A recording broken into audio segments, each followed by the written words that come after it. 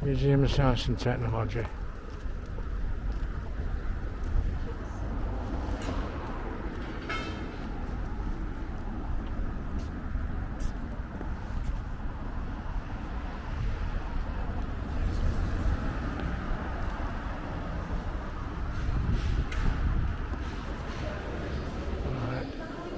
Museum, Science and Industry.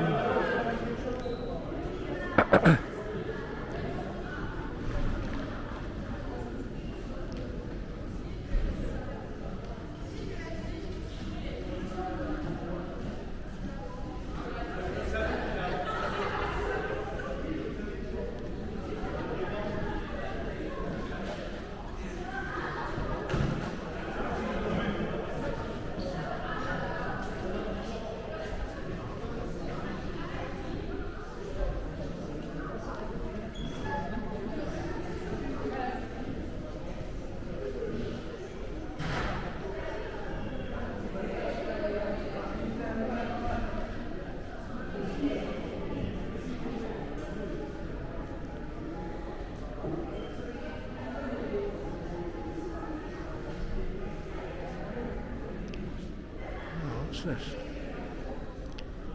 Looks like my first PC.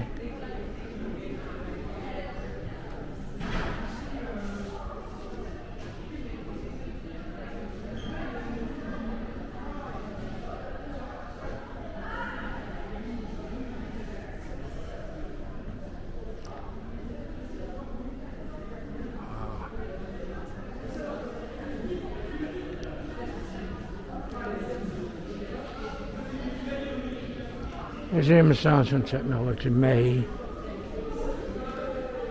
2024.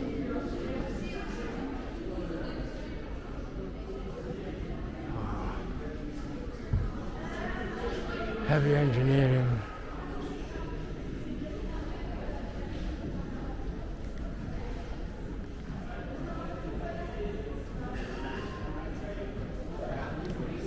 Oh, Stephen Hawkins at work.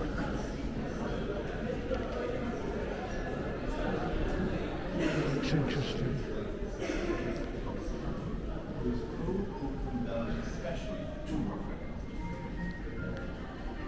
He can think, right? He can think very hard, he can think very well, he has a very clear scientific vision.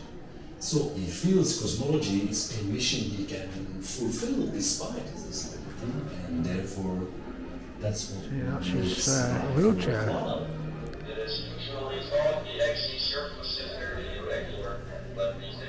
What makes him remarkable as a scientist is the clarity of his vision. He has the ability to see through all the clutter and to focus on the core problems and also to abandon old ideas which stand in the way of further ideas. What is subjective? There you go.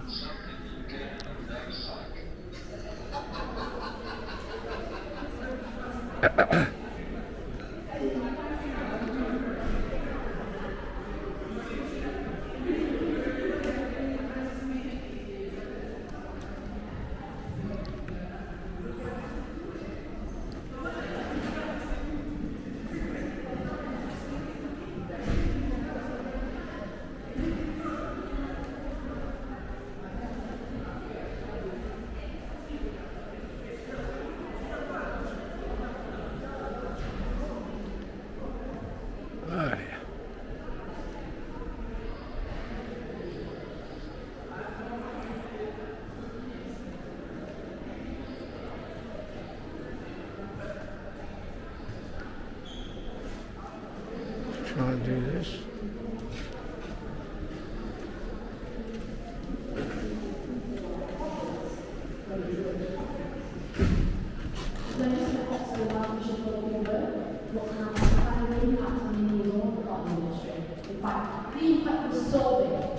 One of the ways that India fought for its independence was to stop buying British made and cotton products.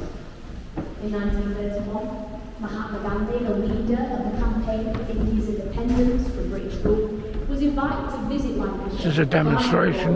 In the hope that he could be convinced to stop that boycott of British products.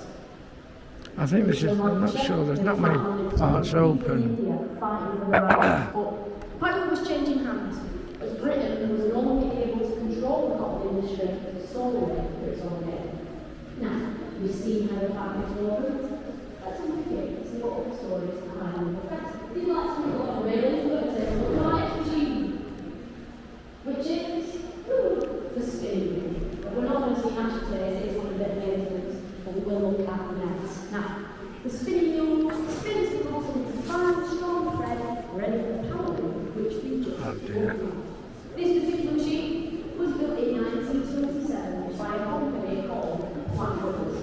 Platt Brothers was a huge company, and while not all examples here are conference, they produced machinery for all parts of the cotton manufacturing process. This particular machine was used in Elk Mill, just outside Malden, and to give you an idea of the scale of the spinning room at Elk Mill, there were 110,000 spindles being used at any one time.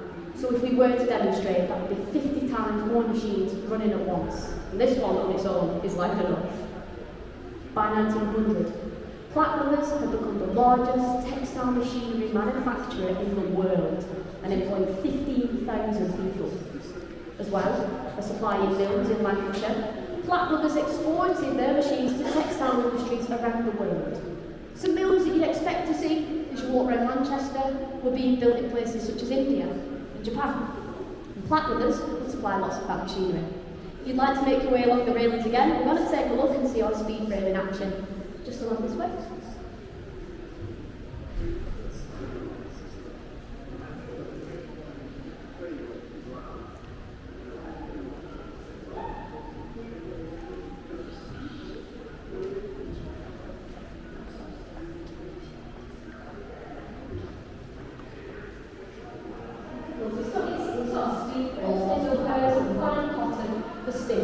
Here, you can see thick ropes of cotton going in, thick thread coming out and being wound onto these bobbins. We're going to see it in action in just a moment.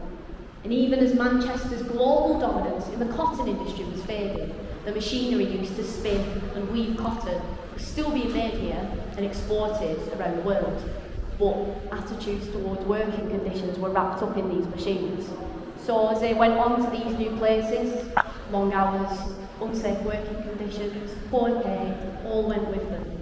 The working conditions experienced by Manchester's mill workers were actually experienced around the globe, and that's something that the textiles industry is still very much grappling with. Let's consider.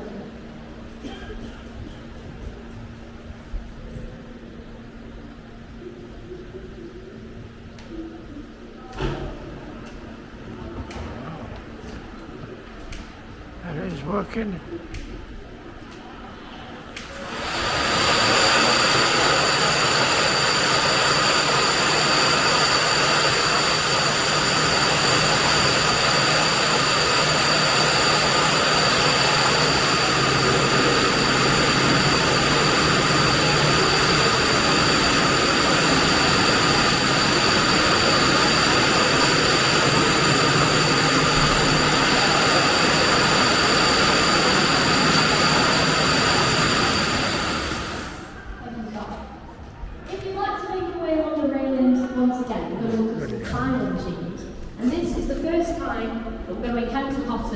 It's a little bit like raw material. I'm going to bring some up so that you can take a look.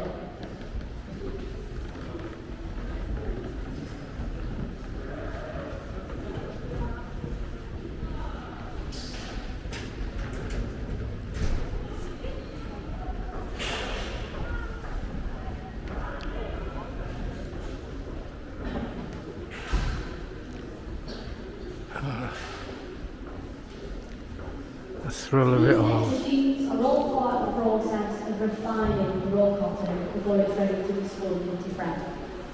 This is a carding engine, and it uses thousands of tiny pins to remove bits of the plant that the cotton was picked from. This machine separates cotton into shoddy and sliver. I've got some shoddy here, I'm just going to hand some out. You can pass it along so hopefully everyone gets to see some if they'd like to. And if you look closely at the shoddy, you'll see bits of the plant that the cotton was picked from.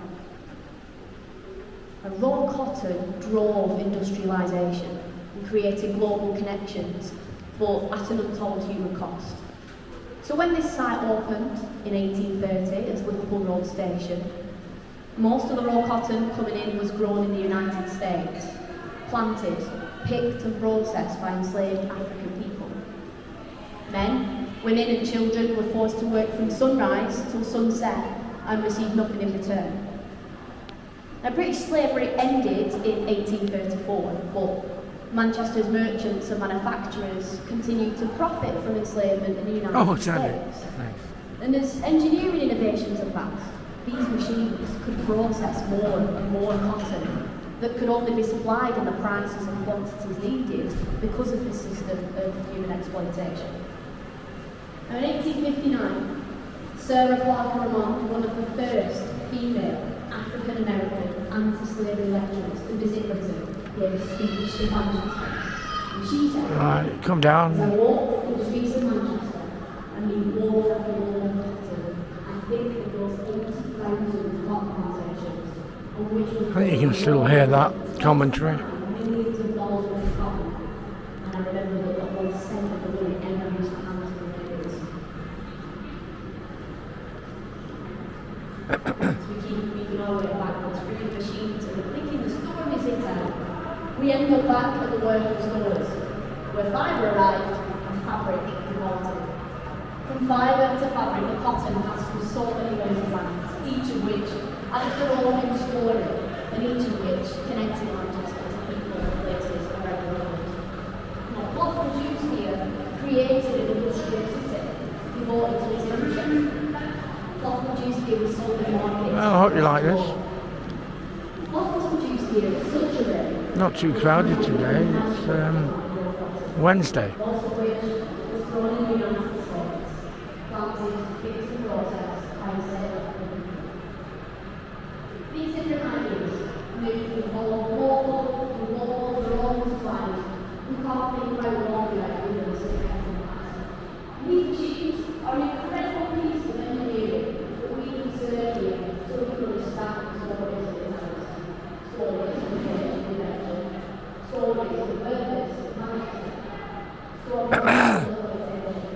All of which are part of their issues and ways of doing things. Thank you so much for joining us today. I've got a question to start with the hour from the chat. Otherwise, I'm really nice to do. Thanks for joining us. Thank you.